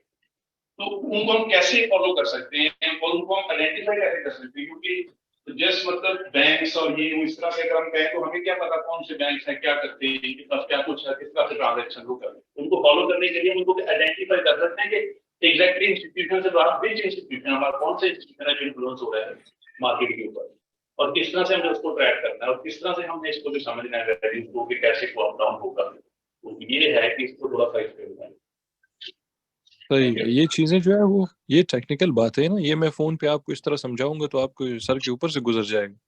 अच्छा, एक और चीज ताकि थोड़ा सा समझ आ जाए, उसकी एबीसी समझ आ जाए कम से कम, वो ये कि आपके बैंक्स हो, कि आपके इंस्टीट्यूशंस हो, सिर्फ बैंक्स नहीं है ना, बैंक्स की भी इंस्टीट्यूशंस के अंदर बहुत सारे, उसके अंदर आपके हेज फंड्स भी शामिल है, उसके अंदर आपके इन्वेस्टमेंट पूल्स भी शामिल है, उसके अंदर आपके वीसीज भी शामिल है, उसके अंदर बैंक्स भी मुख्तलिफ इकसाम के, ये सारे जो है मिला के इंस्टीट्यूशंस होते हैं। ठीक है जी। अच्छा, ये लोग ट्रेड कैसे करते हैं भाई? आप इसको जाके रिसर्च करो ना कि ये लोग स्टॉक मार्केट में जब जाते हैं, ये लोग जब फॉरेक्स में जाते हैं, ये लोग जब ये छोटे छोटे पेनी स्टॉक्स आपके फॉरेक्स में या स्टॉक मार्केट में जब उसको मैनिपुलेट करते हैं, तो ये लोग कैसे करते हैं सारी चीजें, और जो मेन मकसद है वो क्या है। ठीक है, एक फिर इसके साथ साथ आप जो कंबाइन कर लो कि आपके जो मार्केट में लिक्विडिटी प्रोवाइड करने वाला जो एस्पेक्ट है या जो बंदा है, ठीक है, या जो लोग है, जो जो जो एंटिटी, वो कौन है, वो इनको कैसे मदद करता है बनिस्बत इसके कि वो आपको एज ए रिटेल ट्रेडर कैसे मदद या नुकसान पहुंचाता है। आप इसका जब कनेक्शन बना के उसको समझते हो ना, कंक्लूजन आपको मिलता है, तो आपके लिए बड़ा आसान हो जाता है। इस हिसाब से आप कभी ट्रैक नहीं कर सकते हो कि यार मुझे पता है अभी 15-20 मिनट बाद जो है वो कोई फलाना बैंक जो है पैसे डालने वाला है, ये तो आपको जाहिर है पता नहीं चलेगा, ये तो मुझे भी नहीं पता चलेगा, किसी को नहीं पता। हमें ये भी नहीं पता कि अभी कौन सा आपका वीसी हो या कौन सा आपका जो इन्वेस्टमेंट पूल है वो फलाने कॉइन में परसों शाम जो है वो 2 बजे या रात को 12 बजे जो है वो पैसे डालने वाले, ये भी हमें नहीं पता चलेगा। लेकिन पैसे डालने के बाद हमें पता चलेगा कि भाई यार ये उसने पैसे डाले कि नहीं डाले। अब इसका ट्रैक करने के दो तरीके। पहली चीज जो लोग समझते हैं, जब आप वॉल्यूम के बार्स देखते हो, कैंडल्स जो होते हैं वॉल्यूम के नीचे जब इंडिकेटर उसका लगाते हो, लोग समझते हैं बस क्योंकि कोई ग्रीन या रेड कैंडल ऐसे लंबा चौड़ा निकला हुआ है तो बस सही है भाई, इस दबा के पैसा आएगा। नहीं, उसके अंदर अक्सर औकात आपके जो है वो बॉट्स होते हैं, जो ट्रेडिंग जो सारा वॉल्यूम आ रहा होता है वो सारा वो नहीं होता कि फ्रेश पैसा आया उसके अंदर। बहुत सारा पैसा उसके अंदर जो है वो आता ही नहीं है, वो झूठ मूठ में दिखाया हुआ है कि पैसा आया। वो ट्रिक करता है बकायदा आपको। अब ये चीजें बड़ी अजीब लगती है ना, जब एक बंदा नया नया सुने उसको या मैं बताऊं तो बहुत अजीब लगता है, क्योंकि ये इस तरह की बातें करता ही नहीं कोई। अच्छा, दूसरी चीज, अगर तो आप उसको ट्रैक कर लो, क्योंकि ये तो कर सकते हो ना, इसमें कोई बड़ी बात नहीं, सिर्फ कुछ चीजें पता होनी चाहिए इंसान को, उसके बाद वो ट्रैक कर लेता है उसको। अगर ये समझ जाओ तो फिर उसके बाद आप ये समझ जाओगे कि मोस्ट लाइकली आपका जो प्राइस एक्शन है वो किस हिसाब से उसको बिहेव करने वाला है। जब आपका वॉल्यूम सपोर्ट नहीं कर रहा है आपकी प्राइस एक्शन को, अभी फर्ज करें मैंने कुछ दिनों पहले ट्वीट किया था, ये बिटकॉइन का जो मेरे ख्याल से कोई 30-31 हज़ार पे ही गया हुआ था, अभी आज से कोई हफ्ता ही हो गया शायद। फिर वो जो एक बार हाँ नीचे आया, कोई 2620 तक ड्रॉप हाँ जी किया उसने। बिल्कुल बिल्कुल। मैंने एक ट्वीट किया था वहां पे। ट्वीट में क्या था? ट्वीट में मैंने बोला कि भाई फलाना चार्ट जाके खोलो, यूएसडी यानी आप स्पॉट चार्ट जो है बिटकॉइन का वो खोलो, तो वॉल्यूम देखो क्या दिख रहा है। तो कुछ लोगों को समझ आ गया था, बहुत सारे लोगों को समझ नहीं आया। वो ये था कि भाई प्राइस आपकी ऊपर जाते जा रही है, वॉल्यूम आपका है ही नहीं, तो ये प्राइस किस लिए ऊपर जा रहा है भाई? अब अगर आप ये देखें, बच्चों वाली चीजें हैं, लेकिन बच्चों वाली इसलिए क्योंकि अभी आप जब उसको इन द हाइंडसाइट देखते हो ना तो ये बड़ा आसान लगता है आपको, लेकिन जब वो लाइफ चल रहा होता है तो उस टाइम पे स्पॉट करना असल मर्दानगी वो है। अब लोगों को मैंने जो है उसको बताया कि भाई आप बताओ जरा आपके हिसाब से ये क्या है, तो जिनको समझ आया, कुछ थे मेरे ख्याल से 2 4 5 हो गए शायद जिनको समझ आया, उन्होंने कहा कि भाई ये बिल्कुल एक किस्म का बेरिश डाइवर्जेंस टाइप, मतलब ये वॉल्यूम सपोर्टेड कोई ब्रेकआउट या प्राइस एक्शन को ऊपर नहीं लेके जा रहा है जो वॉल्यूम लेके जा रहा हूँ। मतलब क्या हुआ, फ्रेश पैसा नहीं आ रहा है इसके अंदर। तो फिर उसके बाद क्या हुआ कि भाई उसका कंक्लूजन यही बनता है ना कि ड्रॉप होगा, और वो गया धड़स 31 से नीचे आ गया, कोई 26,800-900 पे आ गया, तो अच्छा खासा ड्रॉप किया उसने। अगर ये इस तरह की चीजें आप समझ जाते हो ना तो फिर आपके लिए बड़ा आसान हो जाता है। ये ट्रैक करने से लिहाज मुराद ये नहीं होता कि आपको पता चले कि कौन सी कंपनी या कौन सा बैंक जो है वो किस टाइम पे इन्वेस्ट करने वाला है, ये तो हमें कभी नहीं पता चलेगा, लेकिन करने के बाद हमें पता चलेगा कि उसका फायदा आप कैसे उठा रहे हैं। ठीक है, और वो जब आएंगे ना हम टेक्निकल सेशंस के ऊपर जिधर ये चीजें बातें होंगी इसके ऊपर, वो फिर बेहतर आपको समझ आएगा। इस तरह जुबानी तो वो सर के ऊपर से गुजर जाएगा। सर मेरा एक क्वेश्चन था आपसे कि आपने रिटेल और इंस्टीट्यूशनल ट्रेडिंग के बारे में बताया, लेकिन अगर हम 2021 में देखें तो एक गेम स्टॉप का एक स्टॉक था जो एक रेडिट ग्रुप से वो पूरा रिटेल ट्रेडर्स ने किया और उसमें को सारे बड़े बड़े इंस्टीट्यूशन हिल गए थे। तो वो एक किस तरह का इंसिडेंट था एक, कि उसमें तो इस तरह दिखाया कि बड़े बड़े इंस्टीट्यूशंस को बहुत ज्यादा मसला हुआ उस टाइम पे।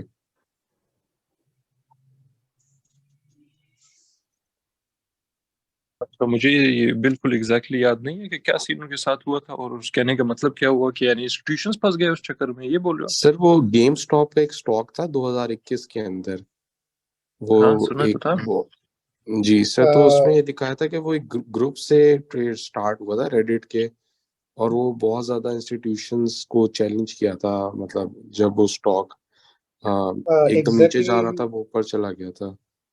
दरअसल वो पूरी सिचुएशन में हुआ ऐसे था कि रेडिट पे एक कम्युनिटी थी जो स्टॉक को पंप एंड डंप करती थी। जो गेम स्टॉक है उसकी फंडामेंटली कोई वैल्यू नहीं थी, अगर उसके डिस्काउंटेड कैश फ्लोज देखे जाए सो वो ऑलमोस्ट बहुत लोअर प्राइस पे थे। द कंपनी की एक्चुअली काम ये था कि वो जो गेम्स होती है उनको बेचते थे। एक रिटेल गेमर गेम्स सीडीज बेचना और उसके कंसोल सेल आउट करना ऑल ओवर यूएसए। सो उसकी फंडामेंटली कोई वैल्यू नहीं थी, लेकिन ये जो रेडिट की कम्युनिटी थी ये किसी भी पर्टिकुलर स्टॉक को उठाती थी और उसको आप ऐसे करें पंप करती थी। और फिर उसके बाद वो हमेशा वो उस कम्युनिटी में जो भी कॉइन्स हो या कोई भी स्टॉक हो पर्टिकुलरली जिसमें वोलेटिलिटी बहुत कम होती थी, वो पंप करके उसको फिर शॉर्ट कर देती थी या उसको डंप कर देती थी खुद जो उसके अच्छा, ऑनर। मतलब दैट इज मतलब पंप एंड डंप ही हो गया ना, पंप एंड डंप एग्जैक्टली। कर। तो उसके राइट। बाद SEC ने उस पे एक्शन लिया और उस कम्युनिटी को जो इनिशियली जो फाउंडर्स थे उनको अरेस्ट किया था, क्योंकि उन्होंने मेनली कुछ बड़े बड़े हाँ स्टॉक्स को भी थोड़ा बहुत मैनिपुलेट किया था। अब वो नहीं है हाँ, अच्छा, उसके, तो अब कम्युनिटी ये है तो लेकिन वो नहीं है। ठीक है, तो ये तो कोई बड़ी बात नहीं, तो क्रिप्टो में भी होता रहता है इस तरह के बहुत सारे ग्रुप्स हैं जो बने हुए हैं। यानी आप छोटा कोइन, ये तो हमने भी किया था भाई, हम वो छोटी छोटी कॉइन्स हम उठाते थे एक साथ ग्रुप में सारे, और उसके बाद हम उसको बेचते थे। अमूमन हम कोशिश करते थे कि एक और ग्रुप होता था उससे पहले पहले उठाएं, कोई आधे 1 मिनट पहले, और उसके बाद फिर हम उसको बेचते। इसके कुछ वीडियोस पड़ी हुई हैं यूट्यूब पे, आप जाके देख सकते हो। कभी 1000% पंप हो गया, कोई 2 मिनट में, कभी 800%, कभी 3000%, कभी पता नहीं क्या 8-9 हजार% हमने पंप किया बकायदा कुछ कॉइन्स को। तो लिहाजा इससे ये कोई, इसका मतलब ये नहीं कि हम इंस्टीट्यूशंस को चैलेंज कर रहे हो, उसको आपने कभी नहीं कर सकते हो। एसईसी जिसने पकड़ा है ना उनको, एसईसी खुद वो छोटा बच्चा है, इस लिहाज से समझ लो कि जो क्रिप्टो को लेके आया ना जो लोग, तो एसईसी मेरे ख्याल से उन्हीं लेवल पे आता है जैसे हम लोग हैं दुनिया में, भेड़ बकरियों वाले लेवल पे। वो जब मर्जी दिल करता है वो गैंगस्टर के ऊपर सर पे हाथ, या कोई भी चेयरमैन, उसका भी तो गैंगस्टर चल रहा है, उसके सर पे हाथ फेरो बस, उसके बाद खत्म स्टोरी। अब मैं ये क्यों बता रहा हूँ या क्या दरअसल क्यों कह रहा हूँ, वो इसलिए ये बड़ी इंपॉर्टेंट चीज है, इसको लोगों को जो है वो समझना चाहिए। FTX वाला जो बंदा था, FTX का जो बंदा था उसका नाम क्या था, बैंकमैन फ्रीड। बैंकमैन फ्रीड बंदे ने जो स्कैम किया ना सारा, उसके तो बड़े सालों से जबरदस्त किस्म के कनेक्शन चल रहे गैंगस्टर के साथ, जाके रिसर्च करो आप लोग। एक तो ये, दूसरी चीज, वो बंदे को क्या हुआ, वो बंदा स्ट्रेट फॉरवर्ड जो है वो ओपन एंड शट केस उसके खिलाफ, मगर उसको आज तक सही नहीं पकड़ा हुआ है। कुछ पहले पकड़ा, उसका बेल वेल हो गया, बेल होने के बाद पता नहीं चक्रे मार रहा है इधर उधर, बस वो शुगल कर रहा है सारा दिन। अभी FTX दोबारा से चलाने के चक्कर में, मेरे ख्याल से मई का ही शायद बोला था उन्होंने, कि जून का बोला था कि वो दोबारा से शुरू हो रहे हैं, उसको फिर बनाएंगे, फिर शुरू हो जाएंगे। अच्छा, तो SEC किधर है भाई? तो ये सारे पीछे इसके SEC खुद होते हैं। एक और चीज बता दो आपको, जब यूक्रेन वाला मसला हुआ था, यानी रशिया यूक्रेन के जो पड़ा हुआ था, तो ये ही SEC का बंदा इनके साथ लगा हुआ था, इसको काफी सपोर्ट किया, और बाकायदा कितना जो है वो, कितने $100 मिलियन जो है वो, बल्कि उससे भी ज्यादा मेरे ख्याल से बिलियंस पे पहुंच गए थे शायद बात, जो क्रिप्टो से वहां भेजा गया यूक्रेन में। लेकिन वो इसलिए नहीं भेजा गया यूक्रेन में कि वो यूक्रेन में जाके वो उनको दें और फिर वो लोग जो है अपना कोई तामीराती काम करें, या कोई स्कूल बनाएंगे, फलाना करें, या फिर कोई वेपन्स वगैरह लें, या जो भी मतलब जंग के दौरान जो भी करते हैं, सपोर्ट करने के लिए नहीं था। वो पैसा दोबारा से वहां से डस सीधा सीधा गया वापस अमेरिका में, और अमेरिका में आपके जो यही डेमोक्रेट से मिड टर्म इलेक्शन के लिए इस्तेमाल कर लिए लोगों ने। तो ये चीजें तो आहिस्ता आहिस्ता बाहर आ रही, ठीक है। तो लिहाजा ये तो मिले हुए हैं सारे के सारे, ये तो गधे के बच्चे। तो वो यह नहीं है कि वो बैठा है इसलिए कि भाई वो इधर जो है वो आपका कोई रेगुलेटरी फ्रेमवर्क लाए सुबह शाम, और बड़ा कोई आपके मौलवियों की तरह मिसाल के तौर पे बड़ा कोई तो जो है क्या बोलते हैं उसको, नमाजी परहेजगारी आदमी है। वो तो सारे 2 नंबर मिले हुए हैं एक दूसरे के साथ। आज तक वो बंदा घूम रहा है सुबह शाम बाहर, चक्रे मार रहा है, पिक्चर लेता रहता है, और ऐश कर रहा है अपनी जिंदगी, जबकि वो कितने $100 बिलियन के मेरे ख्याल से उसने लॉस किए, या जो है करप्शन किए बाकायदा उसने, ठीक है। तो लिहाजा इनको चैलेंज वैलेंज कोई नहीं कर सकता। वो गेम सर स्टॉक ऐसे टाइम पास था, पंप डंप किया, बाद में पकड़े गए, खत्म। सर अस्सलाम वालेकुम। जी अस्सलाम वालेकुम सर, एक क्वेश्चन है मेरा। जी हेलो जी पहले आप सर, मैं आसिम बात कर रहा हूँ। Hello sir. जी जी जी सर, मैं एक तो ये ऐसा कोई क्वेश्चन नहीं है, थोड़ा शाय भी हो रहा हूँ आपसे बात करते हुए। पहले ये बता दें सर, आवाज ठीक आ रही है मेरी? जी जी आ रही। जी अच्छा सर, मैं बोल रहा हूँ I been successfully trading crypto for about a year now. मतलब ऐसे मसले नहीं है, लेकिन आज अनस भाई भी बोल रहे थे, आपने भी बोला कि ये चार्ट पैटर्न्स और ये सब फजूल हैं। तो मतलब मैं उस वक्त से ही मतलब अजीब शिवर कर रहा हूँ, अजीब ना, मतलब मैंने कोई अपनी 3-4 महीने लगाए हैं और मेरी आंखें मतलब ड्राई हो गई हैं। एंड आई यूज आर्टिफिशियल वो होते हैं ना ड्रॉप लैक्टेटर, वो यूज करता हूँ। मतलब वो देख देख के ही मैं पागल हो गया था और उसी तरह ट्रेड करता हूँ and I have been successfully trading. एक बात तो ये है, ठीक है। अब ये है कि आपके साथ इंशाल्लाह सीखेंगे इंस्टीट्यूशनल व्यू भी उसका। खैर, अच्छा दूसरी चीज, मुझे तकरीबन 1 साल हो गया सर, पता नहीं ये रेलेवेंट क्वेश्चन है कि नहीं, लेकिन मेरे लिए बहुत माइंड बॉगलिंग होता है कि जैसे फर्ज करें एक बिटकॉइन है, जैसे हमारा बिटकॉइन है, तो बिटकॉइन जब बढ़ता है तो पूरी क्रिप्टो मार्केट अपने साथ लेके ऊपर चला आता है, हर कॉइन ऊपर पंप पूरा होता है। और तो मतलब मुझे ये चीज समझ नहीं आती, और वो जब डंप कर रहा होता है तो सभी एक साथ डंप हो रहे होते हैं। तो मतलब मुझे ये चीज समझ में नहीं आती कि जैसे एक वेजिटेबल मार्केट है या फ्रूट मार्केट है, उसमें अगर मैंगो के रेट्स बढ़ रहे हैं, ठीक है, mango obviously is the king of fruit, ठीक है, तो अगर मैंगो के रेट बढ़ रहे हैं तो साथ साथ एप्पल के क्यों बढ़ेंगे या ऑरेंज के क्यों बढ़ेंगे, और उसके कम होंगे तो सब कुछ कम क्यों होगा?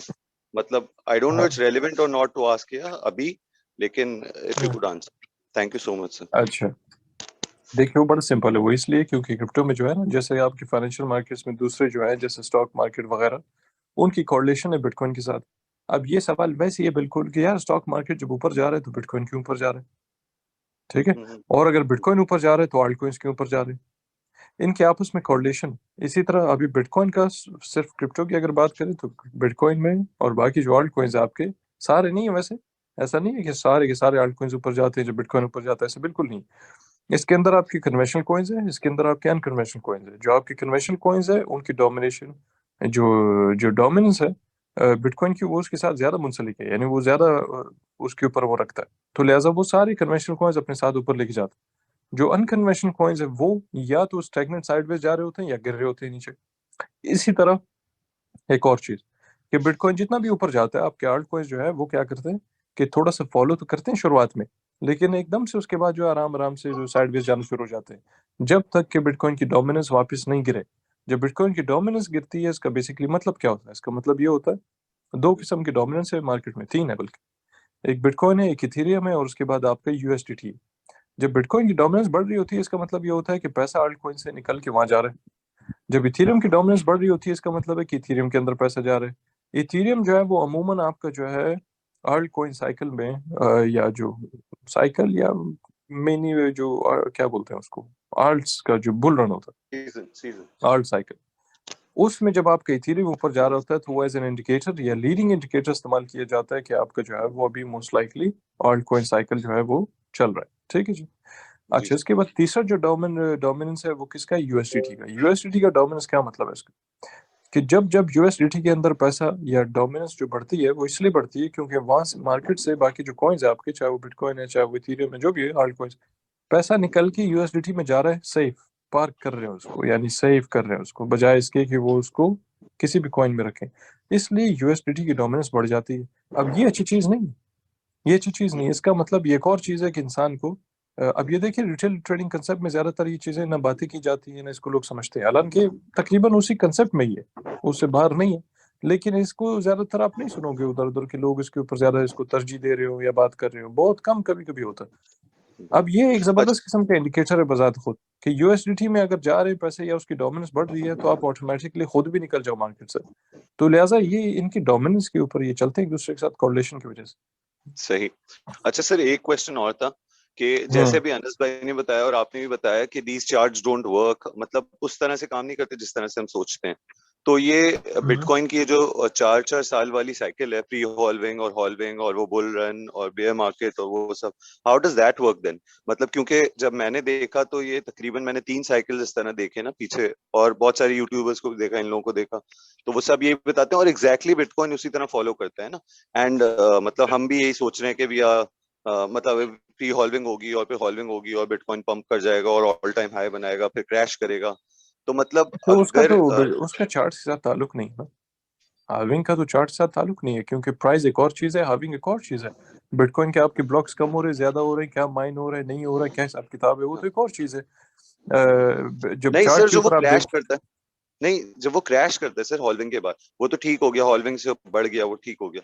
और ये जो मतलब जो उसके बाद क्रैश आता है, वो क्यों जरूरी है? मतलब वो हर साइकिल में हम देखें ना, रिपीटेडली वो होता है इसी तरह कि वो क्रैश करता है बार बार। सही है, तो आप इसका कनेक्शन चार्ट्स के साथ बना रहे हो। सर वो देखा तो क्योंकि हमने चार्ट अच्छा नहीं नहीं नहीं, देखा तो चार्ट्स पे, मगर चार्ट से मुराद क्या है ना, जब हम बात कर रहे हैं कि भाई आपके चार्ट्स या जो आपका जो रिटेल ट्रेडिंग कंसेप्ट है, वो तो कुछ और ही चीज है ना। जब आप चार्ट के ऊपर देख रहे हो कि यार ये क्रैश हुआ या ऊपर गया, वो तो दुनिया में किसी भी चार्ट पे आप चले जाओ, वो तो आपको दिखेगा जो ऊपर जा रहे हैं नीचे जा रहे हैं। तो वो एक और चीज है बनिस्बत इसके कि आप उसको किस कंसेप्ट के थ्रू आप उसको एनालाइज कर रहे हो, ये एक और चीज नहीं मतलब सिर्फ वो हॉल्टिंग के जैसे वो एक साल बाद 360 समथिंग डेज के बाद वो जो क्रैश करता है, गिरता है, तो वो भी जरूरी है उस तरह होना है उसमें, या मतलब वो इट्स नॉट नेसेसरी कि ऐसा हो? नहीं नहीं, वो जरूरी नहीं है, वो जरूरी नहीं है कि ऐसा होना है। आप ये भी देख लो ना, मिसाल के तौर पे आप देखो कि बिटकॉइन के अंदर जितने भी बुल रन आए, सबसे पहले कितनी बार बुल रहा है या किस परसेंटेज वाइज जो है वो पहली बार कितना ऊपर गया था, दूसरी हाँ बार देखो कितना ऊपर गया, तीसरी बार, तो फर्क है सब में। अच्छा, इसी तरह आप बेयर मार्केट्स में देख लो कि आपके जब सबसे पहले बेयर मार्केट था वो कितना अरसा था, ये भी देख लो कितने दिन के रहा या कितने साल का रहा, और ये भी देखो कि परसेंटेज वाइज ड्रॉप कितना गया था। तो उसके उसमें बाद फर्क आल्टकॉइंस का देख लो, सेम नहीं है बिल्कुल, सारे मुख्तलिफ हैं। ठीक है, सारे मुख्तलिफ है। अब वो 10 दिन का फर्क हो, 100 दिन का हो, 150 दिन का हो, या जो भी हो, वो फर्क है। इसी तरह परसेंटेज वाइज कितना ऊपर जाते हैं ये हाविंग के बाद, ये भी मुख्तलिफ है। और परसेंटेज वाइज अर्न कॉइन्स आपके जब अर्न साइकिल में किसी भी बुल रन के बाद, बिटकॉइन के बुल रन के बाद अर्न साइकिल जब आता है, वो परसेंटेज वाइज कितना ऊपर जाते हैं, इसमें भी फर्क है। अच्छा, इसमें एक मिसाल ले लो, अभी पिछली बार जब हमारा बुल रन था 2016-17 में, वहां पे आप जाके देखो अल्ट कॉइन्स ने क्या तमाशा लगाया था।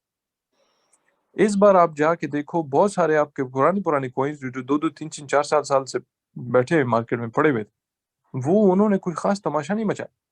मिसाल के तौर पे आप एक्सएलएम को जाके निकाल लो, एक्सआरपी जो है वो काफी अरसे 2012-13 से एक्सआरपी पड़ा हुआ है। एक्सआरपी ने क्या किया, जब नहाए मारा था ना, मेरे ख्याल से वो क्या था, 1 पॉइंट समथिंग, मेरे ख्याल से कोई क्या इतना था, 1.5 था जी लगभग, जी जी कुछ इस तरह था। दो और वो उस जमाने में 2019 में ऑलरेडी वो तो चले गया था, 19 था कि 20 था, शुरुआत 19 था मेरे ख्याल से, वो ऑलरेडी जो है वो 92 सेंट पे चला गया था। इसी तरह बहुत सारे आपके और हैं, जैसे डॉट था, लिंक था, ये कहीं $50-50 पे कुछ गए हैं, $50-50 जाने के बाद वापस 10 नीचे। इसी तरह बहुत सारे आपके दोस्त कॉइन्स थे, प्राइवेसी कॉइन्स में आ जाते हैं आपके, मेकर शेकर, मेकर आपकी नहीं, यूट्यूब फेसबुक मोनेरो, मोनेरो वगैरह, और काफी सारे दूसरे थे। इन्होंने कुछ नहीं किया। फिर ऐसे बहुत सारे अनकन्वेंशनल कॉइन्स थे जो बहुत ज्यादा ऊपर चले गए। तो साइकिल जो है वो आपका बीच बीच में रीसेट होता जा रहा था। जैसे मैंने 2021 में मैंने एक पोस्ट किया था इसी डिस्कॉर्ड में ही, 1 मई को 2021, कि इस बार जब आपका क्रैश होगा, इसके बाद आपका पूरा मार्केट साइकिल जो है उसको चेंज कर देंगे। और वो हुआ, क्योंकि जितना लंबा ये चला है अभी हमारा जो अभी टाइम सप्रेशन या प्राइस सप्रेशन और टाइम एक्सटेंशन जो इस बार हुआ है, इससे पहले तो नहीं हुआ था।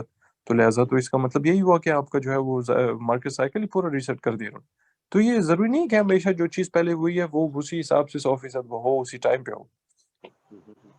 एक्सक्यूज मी सर, ठीक है सर अस्सलामुअलैकुम thank you sir. So much sir. इसमें सर अस्सलाम वालेकुम, एक ये मिनट मुझे बात भाई, एक करने मिनट, 3 दफा जो पूछो। सर एक एक फॉलो अप मिनट। क्वेश्चन है मोहम्मद आसिम की क्वेश्चन की रिलेटेड। आपने जैसे बताया अभी कि अगर उसकी बिहेवियर, अगर आप उसका देखा जाए चार्ट के, उसकी परसेंटेजेस और उसकी डायनामिक्स चेंज हो रही है और पैसेज ऑफ टाइम।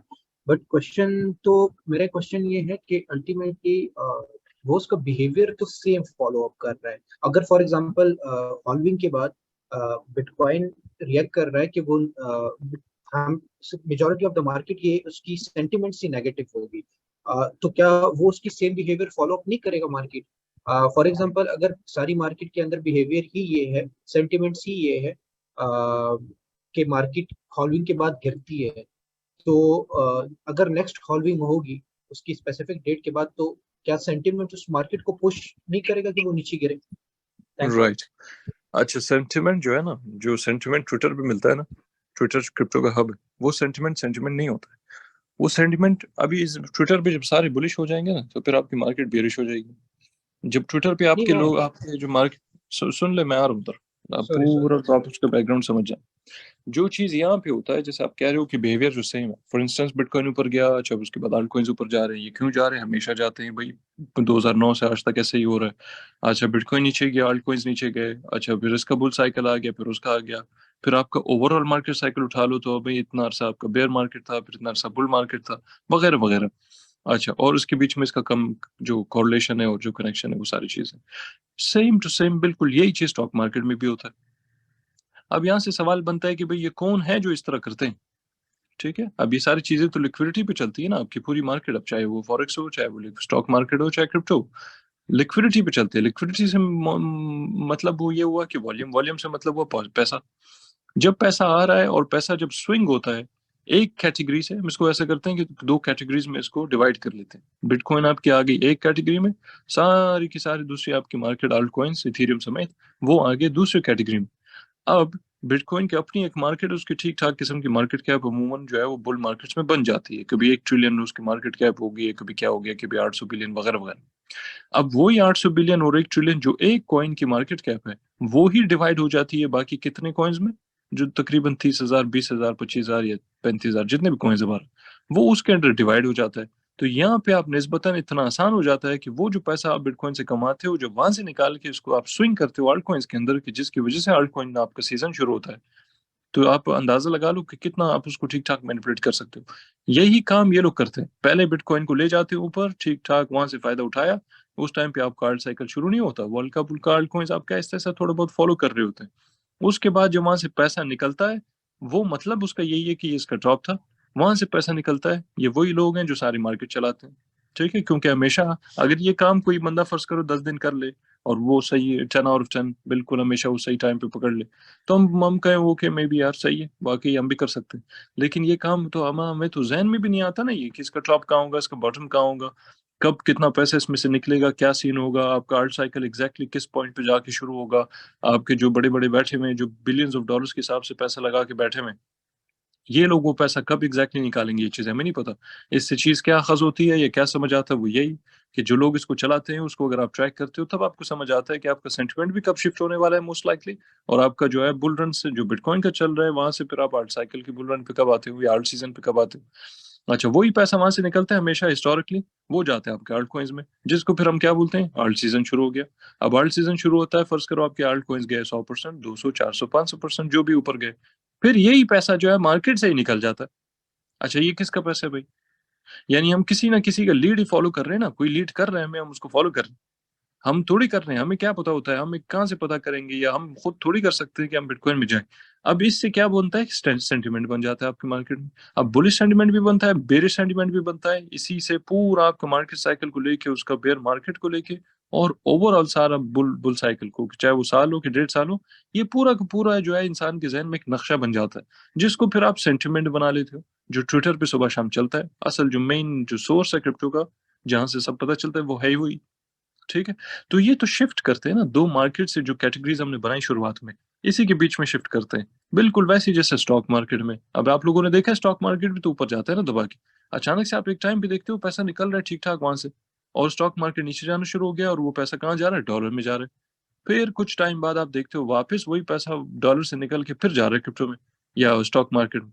तो ये कौन लोग हैं जो ये करते हैं? बिल्कुल एग्जैक्टली वही लोग हैं जो क्रिप्टो में करते हैं और जो फॉरेक्स में करते हैं। हालांकि फॉरेक्स में तो अलग सिस्टम है, स्टॉक मार्केट ज्यादातर, क्रिप्टो इसमें ज्यादा रिलेवेंट, ठीक। अच्छा सर, एंड में से thank you so much sir, आपने हमें $25 में इतना वो दिया। अच्छा, और सर दूसरा में बारी बारी यार, सर एक मिनट सर, मैं कह रहा था आपको सिर्फ हमारा जब ये कंप्लीट हो जाए तो हम लोगों को, जिन्होंने अभी आपको सब्सक्राइब किया, and we will be there for the 4 months period ना, मैं कह रहा था कि कुछ ऐसा हो जाए कि हम बाद में भी आपसे टच में रहे, मतलब 1-on-1 टच में रहे, कम से कम ऐसा हो जाए, आपसे ना हो, I know you are a busy man, बाद में हमारा इनर सर्कल तो होगा ना, हमारा तो इनर सर्कल तो चल रहा होगा, उसके अंदर किसी ने भी आना है तो उसमें आ जाए फिर।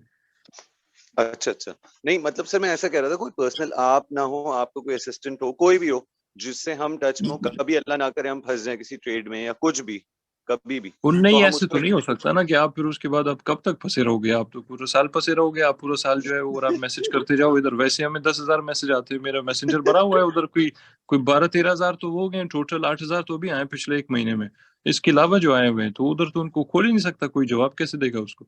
तो ये तो थोड़ा सा अनरियलिस्टिक है। जी वालेकुम जी, थोड़ी सी यार सर एक दो चीजें आपसे डिस्कस करनी थी, वरना हम मैच सारे थे सर। स्कैल्पिंग और डे ट्रेड और जो लॉन्ग टर्म ट्रेड होगा उसके हिसाब से एडजस्ट करना था। अब हम जो सीख रहे हैं इसके अंदर सीखेंगे इंस्टीट्यूशनल ट्रेडिंग के बारे में, वो मोस्टली लॉन्ग टर्म ही मैं सोच रहा हूँ कि वो होगी। लेकिन जो हम स्कैल्पिंग वगैरह करते हैं और डे ट्रेड करते हैं, क्या उसका हम पे असर पड़ेगा या एक्यूरेसी हमारी बेहतर हो सकती है उसको सीखने के लिए, या हम बिल्कुल होगी, बिल्कुल। आप अक्रॉस ऑल फॉर्मेट्स, अब चाहे वो डिसिप्लिन आपका स्कैल्पिंग हो, चाहे वो डे ट्रेडिंग हो, चाहे स्विंग ट्रेडिंग हो, जो भी है, जो स्ट्रेटजी आपको सिखाई जाएगी वो strategy exactly across all formats काम आएगी आपकी।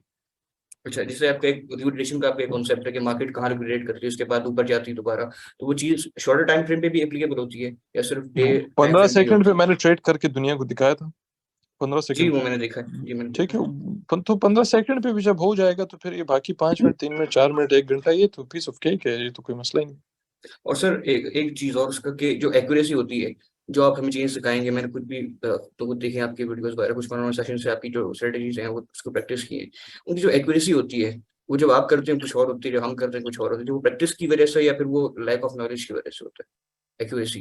जाहिर है कि प्रैक्टिस ही हो सकता है ना, लैक ऑफ नॉलेज हो सकता है, मुझे क्या पता किसको कितना आता है नहीं आता, तो उस हिसाब से तो मैं बता नहीं सकता हूँ। हाँ, मेजोरिटी जो है वो, मैं जितना मैंने देखा है लोगों को, हजारों लोगों को देखा है, उनमें जाहिर लैक ऑफ नॉलेज भी साथ साथ है, मगर प्रैक्टिस जब आप करोगे ऑटोमेटिकली तो फिर आप तो जाहिर है कि आप प्रिसीजन आपकी ज्यादा होती जाएगी ना। यानी एक बंदे के हाथ में आप स्नाइपर दे दो और उसको बोले यार यहाँ से मारो, वो कोई 100 मीटर, हालांकि ज्यादा नहीं, 100 मीटर तो बहुत पास में, वो पता नहीं किधर मार देगा, उसको बोले यार इधर मारो, उसको बेशक आप बोलो कि यार 4x4 4x4 बोलो उसको कि भाई ये पूरा एक बक्सा बना लो, 4x4 बोलो, इसको मारो, बड़ा टारगेट, लंबा चौड़ा, लेकिन वो उसको भी नहीं मार पाएगा, वो कहीं और मारेगा। इसी तरह दूसरी बार, चौथी बार, 10वीं बार, 15वीं बार आप देखो अचानक से कि वो नजदीक मार रहा है उसके बाद, और 20वीं बार वो शायद हेडशॉट ही मार दे। तो लिहाजा जब आप उसको इस तरह प्रैक्टिस करते जाते हो किसी एक मखसूस स्ट्रेटजी के ऊपर, तो एक टाइम पे आप उसको जितना उसमें प्रिसाइज हो जाते हो कि आपको जो है वो आंखें बंद करके भी ट्रेड कर लेते हो उसमें। चलिए बहुत शुक्रिया, थैंक यू। अच्छा, अस्सलामुअलैकुम ओके, जाहिद कोई भाई, यार क्या हाल आखिरी है? सवाल फिर खत्म करते हैं। जी जाहिद भाई, क्या हाल है? ठीक है। अच्छा अल्हम्दुलिल्लाह। जाहिद भाई, मैंने एक चीज पूछनी है, जैसे ये लुज़ाने एग्रीमेंट है सऊदीया का और टर्की का, ये खत्म हो रहा है जून के अंदर, तो इस चीज का फाइनेंशियल मार्केट पे कोई इम्पैक्ट आ सकता है? अच्छा, इस चीज के ऊपर लंबा चौड़ा मुझे बहस करना पड़ेगा, और वो जो है अभी अभी ये तो इसका टाइम नहीं है कि मैं उसके ऊपर बात करूं। चलिए वो फिर किसी टाइम अस्सलामुअलैकुम सर, आप प्लीज भाई, रेस्ट करें, अस्सलामुअलैकुम। क्वेश्चंस तो नहीं मैं खत्म। मेरा एक फरहान छोटा अहमद हूँ। सवाल है, अगर आप थोड़ा सा उस पे कर दें। मैंने बस ये पूछना है कि जो बेस्ट बुक है, जो टेक्निकल एनालिसिस और अंडरस्टैंडिंग जो ट्रेडिंग टर्म्स है उसके हिसाब से, उस पे आप क्या, कौन सी बुक आपको एडवाइस करेंगे? मैंने ख्वाहिश तो कोई बुक खुद नहीं पढ़ी है, तो मैं क्या एडवाइस करूं? मैं क्या से एडवाइस अच्छा जाहिद भाई sorry to cut you off, एक छोटा सा एक क्वेश्चन है लास्ट कि क्वेश्चन। इस कोर्स के बाद जो है हम हमारी एक्यूरेसी लाइक कितनी % आप एक्सपेक्ट करते हैं हमसे, सही है? क्योंकि मैंने लाइक यार काफी कोर्सेज ये किए फर्स्ट डे हैं है, आज सारे क्वेश्चन थोड़ी करने हैं भाई, आज के कोर्स लिए के काफी रिलेटेड है, एक क्वेश्चन है आज कि के लिए काफी है। उन्होंने शुरू में बोला था कि यार तबीयत सेट भाइयों, नहीं है। अल्लाह के बंदे यार सब्र करो यार, अपने पैसे दिए कि सर का ख्याल रखो थोड़ा सा यार, और थोड़ा चले एटिकेट सीख लो सही है, सारे, कोई नहीं, बाद फिर में हो किसी जाएंगे, कल टाइम हो जाएंगे यार। ठीक है, चलें जी, ऑल राइट, अल्लाह हाफिज़। Thank you sir, thank you, thanks a no lot. Worries, अल्लाह हाफिज़। चले भाई, अल्लाह हाफिज, अल्लाह हाफिज। शाहिद भाई कैमरा तो ऑन करके दिखा देते हैं। चला गया वही चला गया। जाहिद भाई, हेलो।